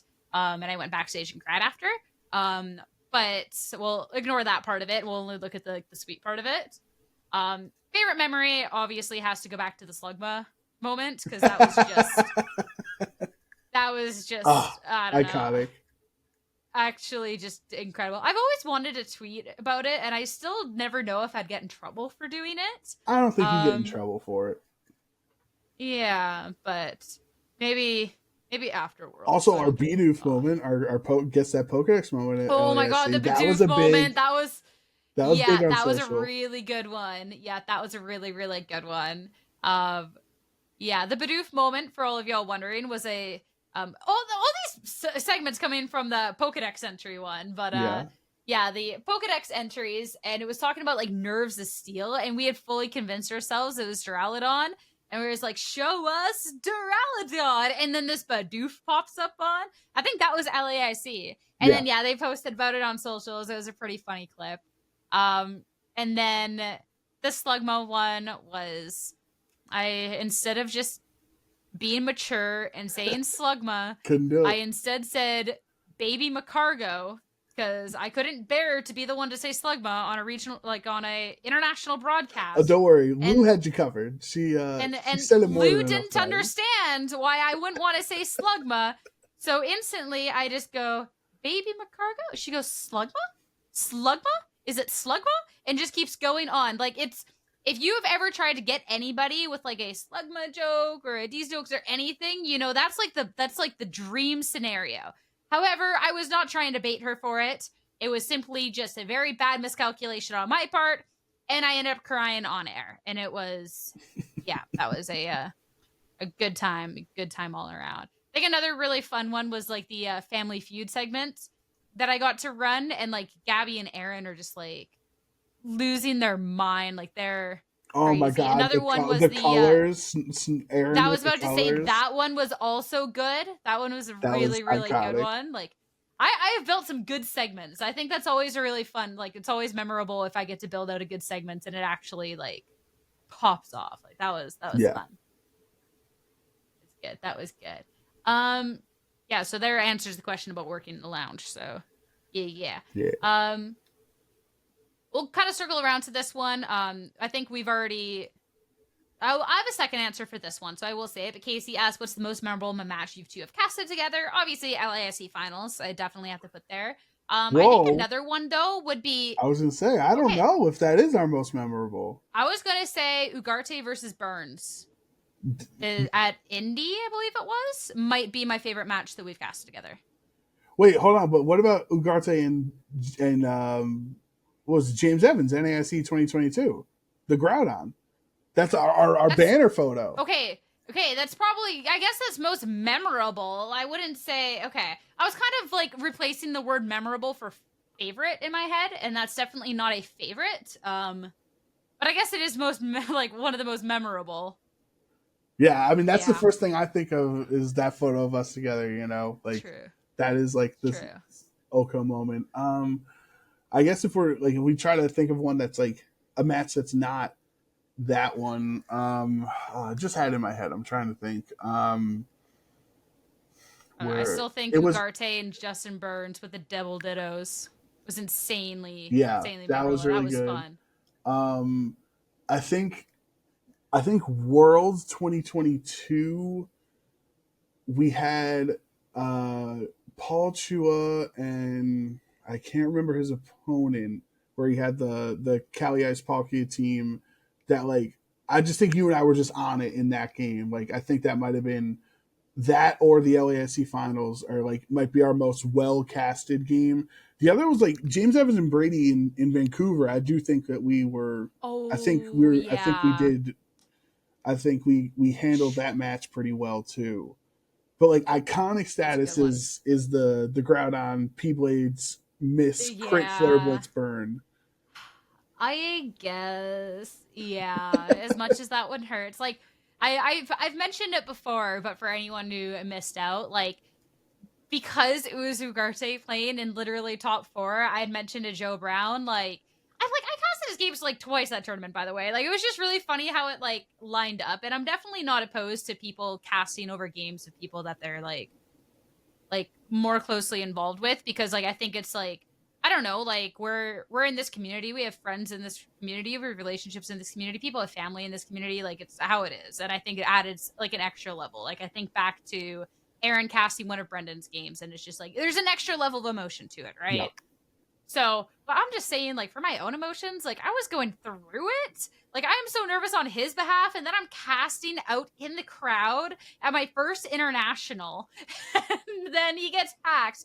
I told Joe Brown before the game, I was like, there is a possibility I will, like, start crying or burst into tears. So just so you know, so you can, like, cut me off and start talking. And, like, after the match, like, concluded, there was a moment where I was about to start crying. Like, you can listen back to like the exact moment where Joe Brown like cuts me off. Like, I didn't start crying yet, but it was like, oh, if I talk for about 5 more seconds, I probably will. Yeah. So that was definitely a memorable one.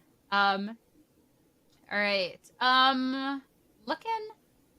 Looking back at a couple of other questions that we've had. I think we've done a good job. Oh, this one's interesting. Also coming up from Casey. Casey has some good questions. We're getting close to the end of the questions, by the way, because this podcast definitely been going on for a while. But Casey, how hard was it for you, Joe, to transition from a player to a caster? And for me, how hard to go from TCG to VGC as a caster and a player? Ooh, okay. I don't. Hmm. It's tough because I had broadcasting experience, but in college for 4 years. I worked at my school's radio station, so I did. I would do broadcasts of college baseball, college basketball, college softball, college football, college volleyball, like just everything. So like I had broadcast experience, and that was what I wanted to do as a profession, was go into sports broadcasting and work as an announcer, right? So I knew I had the chops to do commentary in VGC. I think the biggest hurdle was actually just getting the opportunity, and it's fun to like look back and laugh on nowadays. Like look back and like, oh yeah, I remember all the how hard it was just to drive to Brooklyn and hope to get a random round just to be able to try to prove myself as a caster. Like it's fun to look back now on nostalgia, but in the time it was really a big, very difficult mentally. Like it was a tough drain. It's like I just spent an hour and a half driving to Brooklyn to cast one round 4 match, and that was it. I spent 7 hours here, blah blah. Like I'm trying to get this. So I don't think it was that hard from a player to a caster because I had already been trying to go in the commentary route as a profession. So being a player helped me understand the game, and obviously in 2015 I was nowhere near as knowledgeable at the game as I am now, a near decade later. But I would say just getting the opportunity to cast was more difficult than the transition from player to caster was. It's fair. We definitely like we had started casting in different eras of like how like this casting journey has gone and like how broadcasts are going, because yeah, where we are nowadays is so different Yeah. from like where it was. So for myself, like it was definitely difficult in a very different way because I hopped in when Pokemon was starting to get very more hands-on with the broadcasting. So I never had to go through like that sort of struggle. But going from a relatively new VG player to all of a sudden then having to talk as like an expert on the game that I am still very much so trying to learn was really really difficult. Like I still wholeheartedly believe that if I was not with Aaron for the first time that I casted for Pokemon, I probably wouldn't be sitting here right now, because between my own lack of casting capabilities and the fact that I just didn't know the game that well, like I put a lot of effort into it. Like I was trying, but like if you look at the casting team, despite the fact that I've now been casting here for a while and don't think of myself as new, I'm still technically the newest caster in terms of my playing experience by far. Like who's the next closest to that? Like realistically, who's the next newest player? Probably Rose, I guess, but I mean At like she's 2016, right. 2015? Like it's insane. So it was a really, really difficult adjustment of already having to learn how to broadcast and to play the game at the same time, especially going from TCG. Like I knew that I was pretty decent at TCG, so I knew if I put the work into VG, I could be pretty good. But that was a pretty rough transition trying to learn both of them at once. That I'm definitely grateful that I didn't get canned afterwards and that I'm still here. I think it definitely helped that despite how tough it was for me to really put everything together, since I had done content creation for so long beforehand, I knew how to sit in front of a camera and I knew generically how to talk, which was something that really kind of was able to mask all the other inexperience that I had. Like, yeah, I didn't really know how to cast the game, but I could sit here on camera, I could make eye contact, and I could seem engaged, and it could kind of really hide a lot. Like, fun fact, when I got picked up for the Valorant clinic in LA, where they were teaching me how to be a better broadcaster, the only thing that I got to send them was my Players Cup 4 finals match with Dawes. Oh wow. And what impressed them to take me out was my camera presence. Because I was still pretty green, but I had a pretty good air about me on camera. And that's why they brought me out. And that kind of fast tracked my career from there. So that was definitely something that was tough, but we'll take those, and we're here now, and it only goes up, and it's funny to look back on and just be like, all right, well, now I'm casting my second world championships, and like I'm this confident little fireball that y'all have to deal with, because like Lord knows you would not be able to tell that I was like this terrified little caster. Like, oh my god, still the funniest thing. Like, like I'm backstage. I got these big ideas. Like I'm always like, I'm very loud. I'm very just like straight up and honest and everything. My very first Players Cup, I was terrified. I was shaking like a leaf the entire time. Understandably, you're new. And anything that was asked of me to do, I had asked them a million times. So like our socials post, like, yeah, make sure to follow on all of our socials. Use that hashtag play Pokemon. I had to do that read for Players Cup 3. And I was asked, every time something came up, I asked like 10 questions about it. And Prod goes, finally is just like done with my question. And it's like, Sierra, my sweet summer child, have you never watched a Pokemon broadcast before? And I thought I was going to burst into tears on the spot. I was, and like, they didn't mean it poorly, but I was just so scared. I was this ball of nerves. And then go from that to now, like, I can do this call out of my sleep. It's just, I don't know. I think it's really funny. You definitely improved there. It'd be fun. All right. For our second last question, or technically our last one before our question of the week, because I know there's one specifically you wanted to call out for the question of the week. This one coming out from Kodo to celebrate 1 year of the pod and to celebrate us as casters. Who are 2 players you would want to go head to head to cast? Ooh, a head to head. So that's so tough because it's different than who's a player you'd want to cast, right? Because then the answer for me is obviously Seijun. Like I would love to cast a Seijun match, but like if it's a head to head, Seijun versus Wolf. I mean, well, for me, it'd be like probably Seijun versus Burns, right? Like, or maybe like Joe Garte versus Burns, because then I win either way. Like, I get excited either way for the winner. So like, I guess my answer would probably be, and yours is probably going to be half similar, but like I'd want to cast the regionals finals of Joe Garte and Justin Burns.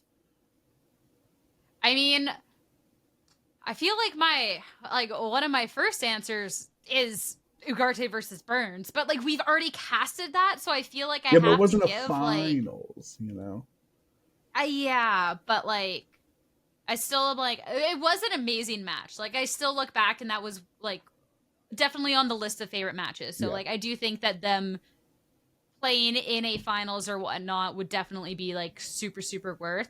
I do think like Seijun versus like Ugarte or like someone would also be just super amazing. I'm also thinking back to, I'm obviously super biased here, but like Ugarte versus like a lot of like these top trainers, like even if it was just like Ugarte going up against like Shohei or something, like that I think would just be a super cool match. That'd be awesome. Yeah, Joe went up against Snow last year at Worlds, year before at Worlds at London. It was like a super sick matchup that didn't get streamed, was in the crowd. Like matchups like that, I think I would be very like, yeah, that'd be awesome. I just thought about it now too. My backup answer would, I think something that would like destroy the Pokemon community, like just like the internet would explode, would be like peak Ray Rizzo versus peak Justin Tang.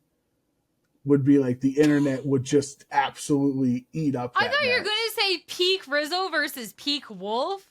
Well, no, but we did, but we got that answer. Like we got that answer. Ray Rizzo beat Wolf in the finals. Like that wasn't peak Wolf though. I understand, but I'm saying like the Justin Tang like Beatlemania that surrounded him his first year, like that hype, and then the hype of the back-to-back world champion, like if they clashed at the top of their game, you know what I mean? I think that would also be a crazy moment for this game's history. That's a fair one. I'm even thinking of like, even just like any standout at like their peak. So even thinking of like Patrick Connors, like obviously like also like very new breakout player, but like there is just something different about how some people play that you know off the gate, like wow, like they're super good. Like Patrick Connors, just the way he was playing, you could tell that. You could tell that with Tang, like back in the day. Like I say back in the day, like it wasn't last year, but like you see these players playing for like the first time, and you're just like, oh wow, like okay, no, they're good. So yeah, all right. I think unless there's another question in the Discord that you want to answer, Well, it unless is time for we gotta address Flame G, who's been a very consistent question of the week asker. But when is this the week, Joe I mean, dresses like Sierra and Sierra dresses like Joe episode? come on, Flame G, what are we doing here? I can't. You What are said you she just doing dyed her here? hair. I can't dye my hair. You know what I mean? Like Yeah, what hair? that's what I'm saying. I can't do a half and half. Yeah, Like I can't do the. We exactly. can't. This episode cannot Exactly. exist. This crossover cannot exist. Yeah. Sorry, Sorry, buddy. Flame G. All right. Real question of the week now. Yeah. All right. This one's going out to Aldrich, fan of Joe Brown. Small Parentheses fan. Yeah. small. um First off, saying happy 1 year of podcast. Thank you. Any tips to make a podcast / how to make it entertaining, have viewers returning again and again? So I don't know about the how to make it entertaining, because that is very subjective Be in all entertaining. of it. It's just like I think we show up and it's like the same thing as just like passing. We're out here, we're talking, simply put. But for I think a couple of things we've already kind of talked about, so I can go first and you can follow up. But for anyone kind of looking to start a podcast, kind of understand what audience you want to be having the podcast for right out of the gate. And I think a lot of my advice with this is going to pretty closely mirror content creation because that's kind of more so what I did beforehand. But knowing right out the gate who your audience is for, like our audience is casual competitive, so obviously it doesn't really help if then every week we don't really hit on the casual end of it and it's only like some weird high competitive stuff that like is not really going to make sense to a lot of people and like vice versa. So that's one thing. Consistency is obviously humongous, just overall in general. And to kind of make sure you put that effort in and what you're talking about. Like there's like the podcast jokes like, oh, there's these people like just think highly of themselves, start a podcast so people can listen to them yap. And it's understanding that even if we are personalities and the fact that we are casters into the game and there is people that will tune in because of this, to really make sure that there's other content that people are here for because it's not always just about us. Like we'll be loud and opinionated and whatnot, but it can't only just be us yapping with no information. Do like the work, figure out like for us, obviously talking about VGC, figure out what tournaments are going on, answering questions, talking about the news that's hitting, etc. Kind of reviewing the tournaments and stuff. Like we have all that prepped out to be good to go. And then lastly, but if you're looking for someone that has guests that also fit your mission statement and all of that, like it doesn't really help us to have somebody that plays Fortnite as a guest on our Pokemon podcast. Like it just simply doesn't fit, right? Yeah, I mean, depends how big the guest is. If like if someone with like 3 million, followers or whatever wants to come on the pod, we might have to have a conversation. Might have to come bring them on for a segment, even if they don't play Pokemon. But yeah, I would say you have to have a plan to. Well, you don't have to. You could just make a podcast, and if it doesn't go anywhere, and you're floundering around, you don't want to start and then not have a plan after it, and then it like gets all mumbled up and screwed up. So that's what I think helped us in the beginning was we had a plan. We planned for like over 2 months and we went through terrible logo designs and all these different things to try to get to where areas that we were comfortable with. And what, like we said, once we started, it was not a like, will it stop or how long would you like, once you start, it's a thing. And you have to pick that audience, pick your niche. If you, I don't know, like want to be the biggest, like, I don't know, Mario speedrun, you want to make a Mario speedrunning podcast or something like that, right? I'm just thinking off the top of my head, like, well, you damn well better know Mario speedrunning. Like, you can't just sit here and think, like, I'm entertaining enough that people are going to watch. Like, no, you have to. I think Sierra and I were the benefit of the doubt was that we were seen as qualified to discuss Pokemon because we work with the Pokemon company and we, cover the competitive aspects of the game. But it's like us talking about like if Miraidon should be Terra Fairy or Terra Electric or Terra Dragon or Terra Grass is like those conversations are just as important as Sierra saying that she thinks Okidogi is ugly or that she does, that she doesn't like Penny or like you have to be able to have both. They're still Pokemon related, but the audience is there for you and your opinions and thoughts. Like one of the worst things I hate, I've done podcasts before and if you ever listen to a podcast and like, let's say Sierra and I are both passionate about something, it just happens. And Sierra just so happens to talk first on it. And like, I'm sure you've listened to podcasts and then the other person's like, yeah, I agree with everything you say.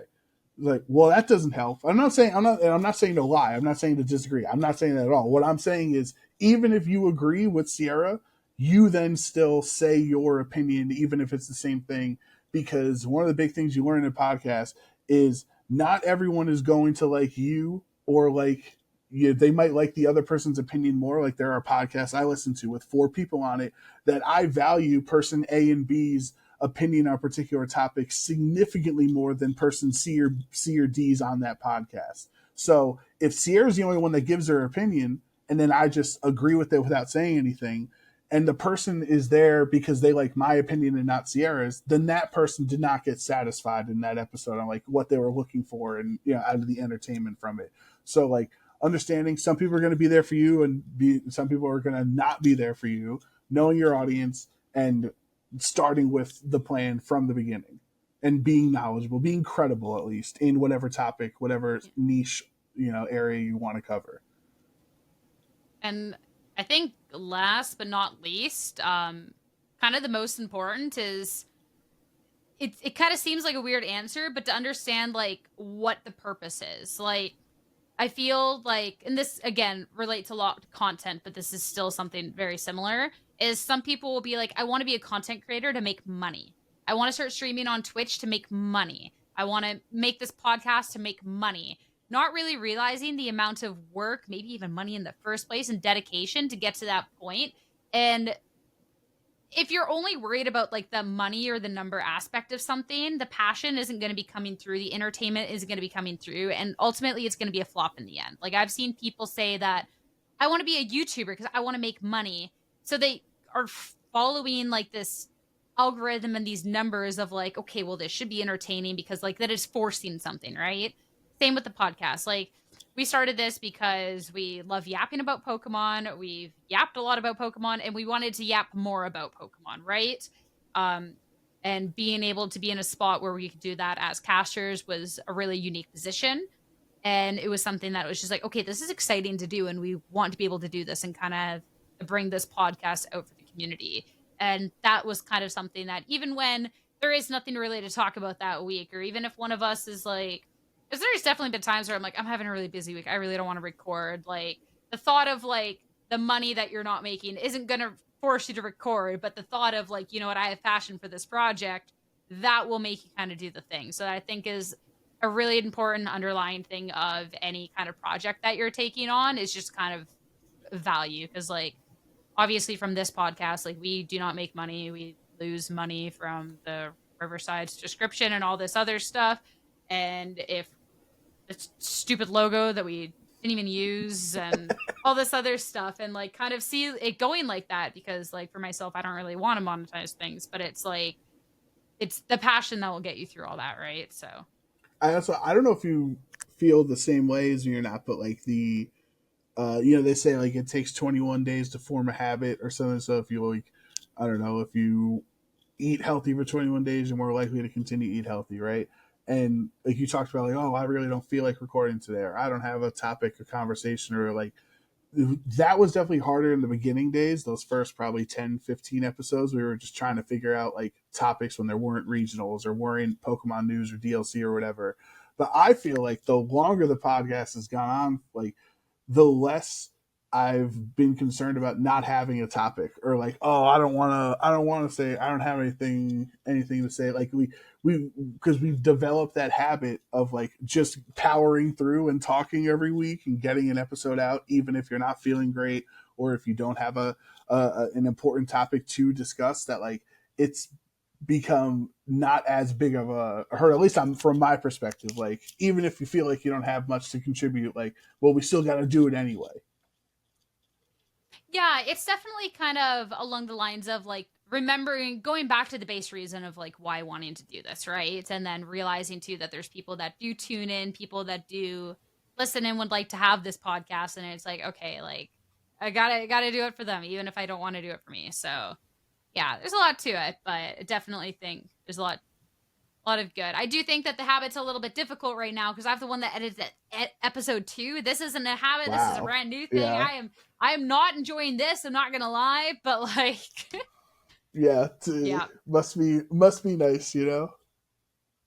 Not me. Not excited. I'm not editing this after. I'm not editing the podcast because I'm editing 12 hours a day already. You know.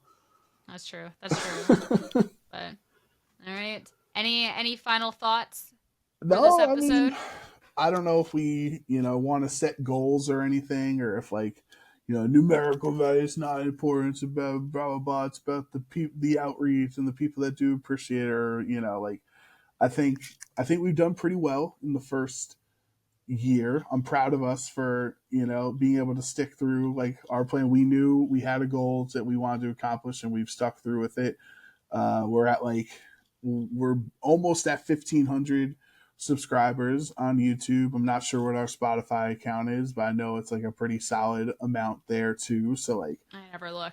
Sorry. No, I know. I never look either. But like, because it doesn't actually matter. It's just like fun little things. Like as I'm looking, like, oh, okay, cool. We gained this. But like, I hope we can continue to grow even more and make the second year of OHKO even better than the first year.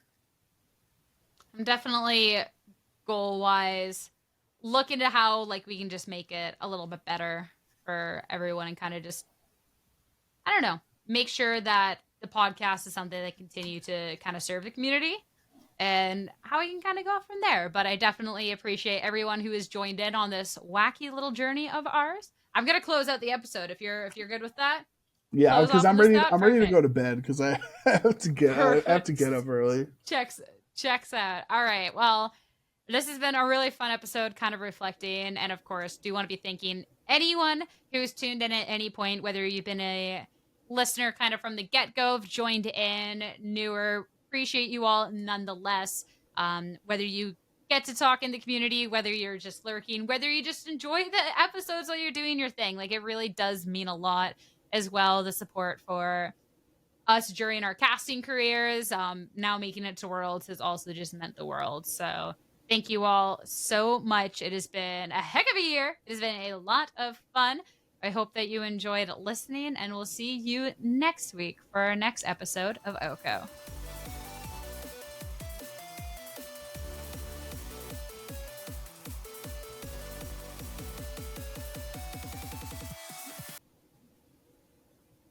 Oh, I have to press the button.